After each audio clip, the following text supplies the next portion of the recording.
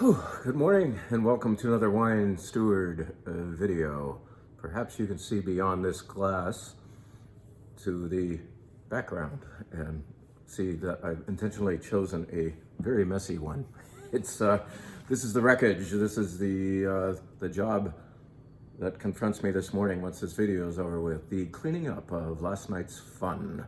I want to thank you all very much, all 42 of you, for attending last night's All Italy event. We tasted 13 very nice wines, very distinctive wines, and I hope for most of you, in most cases, something delicious that you would want to drink again. We offered you so much difference that I'm sure some of the wines were challenging for you or you or you, but that's the point. Difference is what is so fun about wine. And I want to show you a wine that is in this glass, in bottled form right here. This is one of my favorite wines of the night for several reasons. First of all, it's a surprise. I've never had a blend like this from the region of Marche, Italy. Marche, M-A-R-C-H-E. That would mean market in French, marché. But this is the Marche region on the Adriatic Sea. So as you observe the boot-shaped country on the map, this would be on the right side of that boot. Pretty far up the calf, I would think. And this is, once again, Marche, a red blend called Ninfa Sibilla by a producer called Velenosi. Why one of my favorite wines of the night? Because I know it's going to make a lot of you happy. You who are afraid of Italian wine because you think it's too light or too acidic. You who love Italian wine for how this country that's only 2% larger in square miles than the state of Arizona, how that country offers so much difference, and therefore for the wine lover, fun. And so this is meant to appeal. It is definitely going to appeal to both of you. You, the timid naysayer to European wine, and you, the lover of difference from Europe. Ninfa Sibilla, and in fact, let's talk about the label design for a minute. Maybe hard to see in this light, but it actually resembles a nymph, nympha, but it also represents some wine that the owner spilled on the floor, and looking down, she said, I'm going to use that on the label. That reminds me of a nymph. So anyway, hence the name of this beautiful blend of what? What do you expect to be drinking from the Marche? Of course, you who know a little bit about Italy, expect to be enjoying Sangiovese from Tuscany, right? Well, we're not in Tuscany anymore, Toto. How about Piemonte over there on the top left side of that boot? From there, we expect to drink Barbera and perhaps Dolcetto and certainly Nebbiolo. Well, we're not there either, right? So we are in the Marche where what is the specialty? Well, there's some Sangiovese, yes, but the main deal here is Montepulciano, not the place, but the grape. This is in fact half Montepulciano. It also contains Cabernet and Merlot and a little pinch of maybe 10% Syrah. And look at this color. I mean, it's remarkable in color. I love it out of this glass. It's like heady in scent. So much fruit and almost chocolate and maybe some herb. It's a little bit like a Rhône or a Languedoc, uber red, one might say. And now it insists on staying Italian with its structure. Italian wines are easily the most food needy or food complementing wines there are out there. So you get this structure. The Montepulciano offers tannins here, and the Cab and Merlot certainly has a contribution of that as well. And the Syrah offers plenty of color, really helps the fragrance, rounds things out a little bit. This wine is delicious. If you have it with food, you're gonna love it. If you have it without food, you could probably bear that too, but definitely have it with something robust. Have it with some lamb or some strong proteins, and you will enjoy this wine that is decently priced. I think it prices regular price before Wine Club discount in the mid-30s. And we could certainly call it a super Marche, an allusion to what happens on the other side of the Apennine Mountains, the Apennines, whichever you want.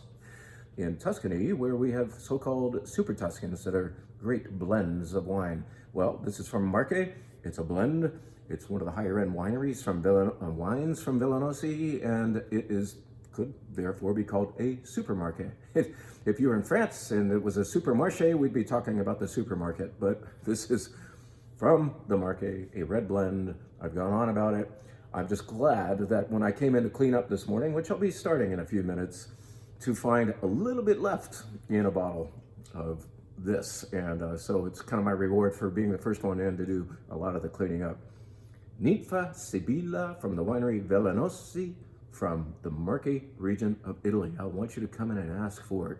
I guarantee, especially if you go home and cook, grill, or roast some hearty proteins, this is a beautiful and somewhat approachably priced delicacy.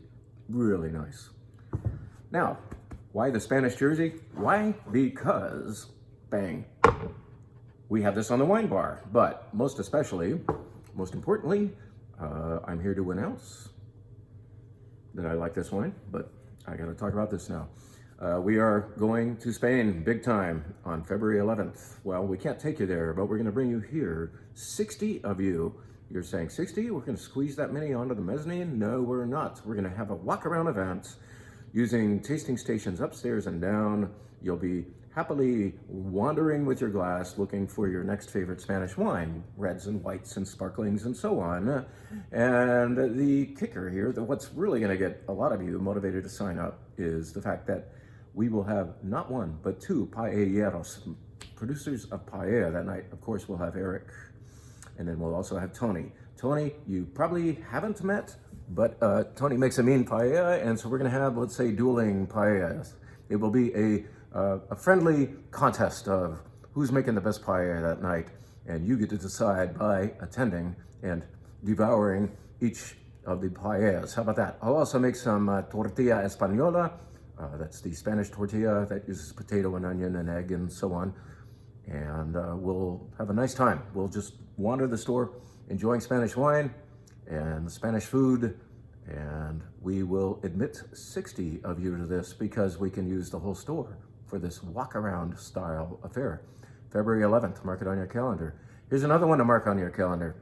February 25th, and that's when we will feature Washington State up here. We didn't do it at all last year. It was the first year in many that we skipped Washington State. It was just a different year and we couldn't squeeze it in, but we are going to do it this year. We will have wines from Long Shadows and DeLille, probably from the Walls, and maybe others. I'm still choosing the lineup, but I can promise you a delicious tasting of wines from the Northwest, particularly Washington.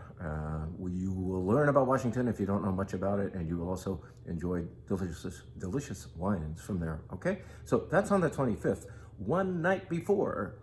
Knowing that different kinds of events appeal to different kinds of you, this will not be a sit-down tasting nor a walk-around tasting at the Wine Steward. This will in fact happen right next door at Andy and Yu's restaurant. Dear friends of mine, I've been visiting them for years, and I'm gonna take you with me this time, and we're gonna have a wine and food affair over there in the form of a sit-down dinner. We think it's gonna be a 5-course dinner. We're still working on the menu with Andy, but I know many of you already know that restaurant as well as you know us. So we have mutual customers, and I can't wait to see you there on, what did I say, the 24th. So this is a Tuesday evening, the 24th at Andy and Yu's, a real live wine and food affair, or something called a dinner with wine. How about that? So that's happening on the 24th. So February has plenty of fun things to look forward to.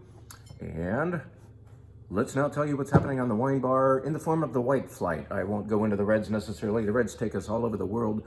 The whites have more of a coherent theme. In fact, it's going to be white wines from the Rhône Valley of France and inspired by the Rhône Valley of France. So in other words, we will in fact start in the Rhône Valley of France with this wine from the Ventoux.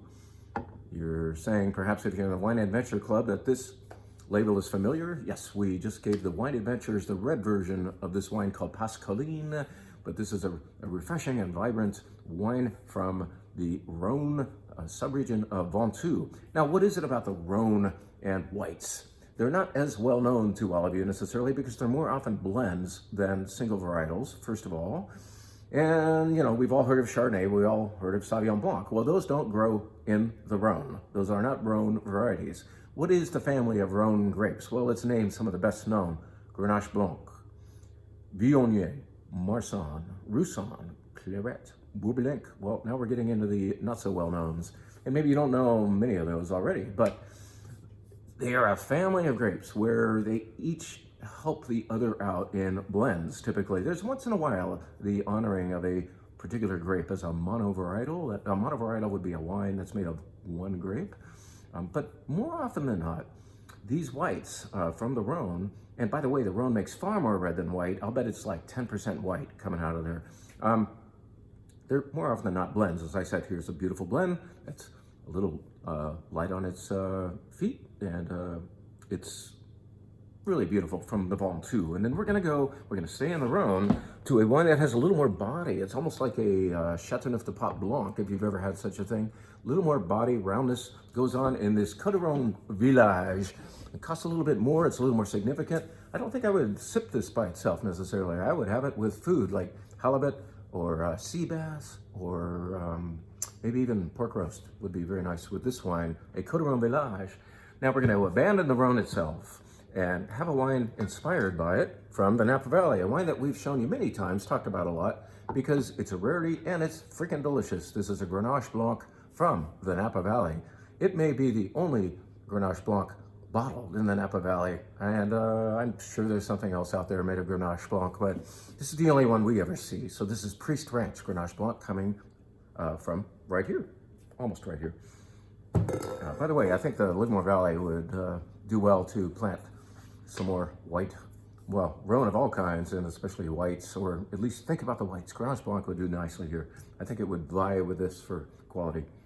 Where are we going next? We're gonna get bigger again. That was medium bodied. Now, this is powerful wine because it's made of Grenache Blanc and amplified by Marsanne. I think it's Marsanne. I don't have my glasses on. It's either Roussanne or Marsanne, but probably Marsanne. This is from Andrew Murray down in Sideways Country, we often call it, Santa Barbara County, specifically the Santa Ynez Valley, and it's actually single vineyard. It's from Curtis Vineyard, a blend of Grenache Blanc and Marsanne. It is delicious. It's called Enchanté. That kind of means pleased to meet you. When you meet somebody in France, you say Enchanté, in other words, enchanted. So this is a nice wine to meet. Full body. It sits on the shelf because it's more than a lot of you will pay for something that you've never heard of. So we drag it upstairs to show to you, to convince you that it's very, very nice wine to consider taking home and eating with. That's another full-bodied white Rhône or inspired by Rhône wine to enjoy. Let's go back to the Rhône. Let's finish up that white flight in the northern Rhône where, yes, there's some Marsanne, there's some Roussanne, but the darling is Viognier, and especially a little appellation, sub-appellation of the northern Rhône called Condrieu.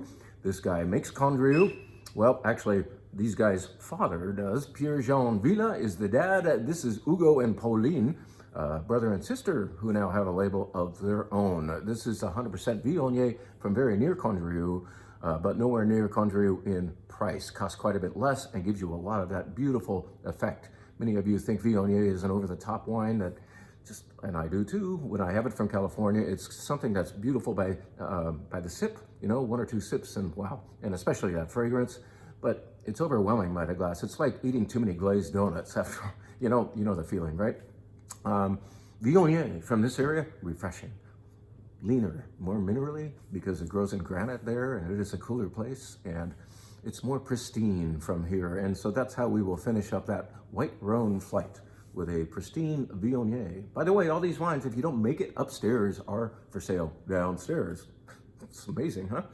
All right, I think that's it for today. I really appreciate your listening and watching, and I've got to get to work. There's some cleaning up to do. Thank you, but remember those dates. I hope you wrote them down. We'll see you soon.